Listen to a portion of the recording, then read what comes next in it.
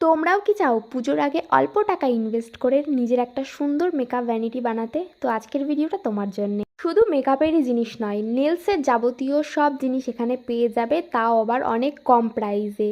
তো এটা কোথায় কি সব জানার জন্য ভিডিওটা শেষ অবধি দেখো। তো সকাল সকাল খেয়ে নিয়েছিলাম ডিম সেদ্ধ, আর খেয়ে এখানে বেরিয়ে গেছি। বেরোতে বেরোতে হয়ে গেছিলো অনেকটাই লেট, সেভাবে যেহেতু কিছু খাওয়া হয়নি তো রাস্তায় নিয়ে নিয়েছিলাম একটা ঘুগনি। এটাই খেলাম, আর একটু বোরও হচ্ছিলাম যেহেতু আমি একা ছিলাম, তখনও আমার বান্ধবী এসে পৌঁছায়নি। তো এখানে হাবড়া যেতে না যেতেই আমার বান্ধবী চলে আসে। তারপর দুজনে একটু কেনাকাটিও করে নিলাম, আর ঠান্ডা জল খেতে খেতে এখানে মোটামুটি ঝুলতে ঝুলতে পৌঁছে গেছি দমদম।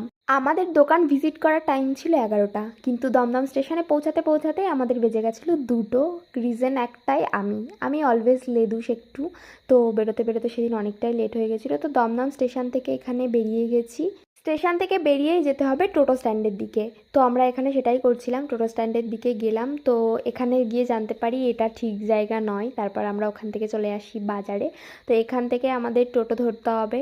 তো টোটো ধরে এখানে আমরা মোটামুটি পৌঁছে গেছি হনুমান মন্দির লোকেশান দেখে। তো হনুমান মন্দিরের কাছেই ছিল এটা একদম। প্রথমে বুঝতে একটু অসুবিধা হলেও আমরা গুগল ম্যাপ থেকে আলটিমেটলি পৌঁছে গেছিলাম। দোকানটা বাইরে থেকে দেখে খুবই ছোট মনে হচ্ছিল, কিন্তু ভেতরে ঢোকার পরে আমি তো জাস্ট অবাক। তোমরাও দেখো, এই ছোট্ট একটা দোকানের মধ্যে এত এত প্রোডাক্ট, আর কালেকশান নিয়ে তো কোনো কথাই হবে না। আর যদি বলো কোয়ালিটির কথা, তাহলে আমি বলবো খুবই ভালো। আর এখানে তোমরা শুধু নেলসেরই যাবতীয় সব জিনিস নয়, এখানে তোমরা মেকআপ এবং হেয়ার সব কিছুর প্রোডাক্ট তোমরা পেয়ে যাবে। তো আমিও এখানে আমার যা যা লাগবে মোটামুটি সবই কিনে নিয়েছি, আর বেশ অনেকটাই ছাড়ও পেয়েছিলাম। এখানে অনেক রকম অফারও চলে। তো আমি এখানে একটা ব্র্যান্ডই নিইনি, অনেক রকম ব্র্যান্ড মিলিয়ে এখানে নিয়েছিলাম।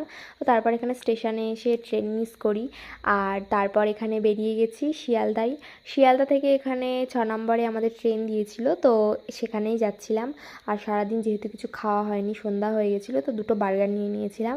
বান্ধবীকে একটা দিয়ে নিজেও একটা খেয়ে কোনো মতে, কারণ ট্রেনে যা ভিড় হয় তোমরা তো জানোই। তো কোনোভাবে ঠেলাঠেলি করতে করতে খেয়ে দিয়ে এখানে মোটামুটি বান্ধবী আমাকে বিদায় দিয়ে চলে গেল।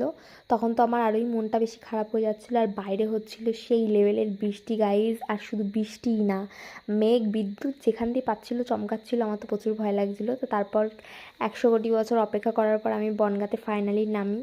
আর নেমে এখানে একটু খাবার নিই, আর চা খাবো না এরকমটা তো হবে না।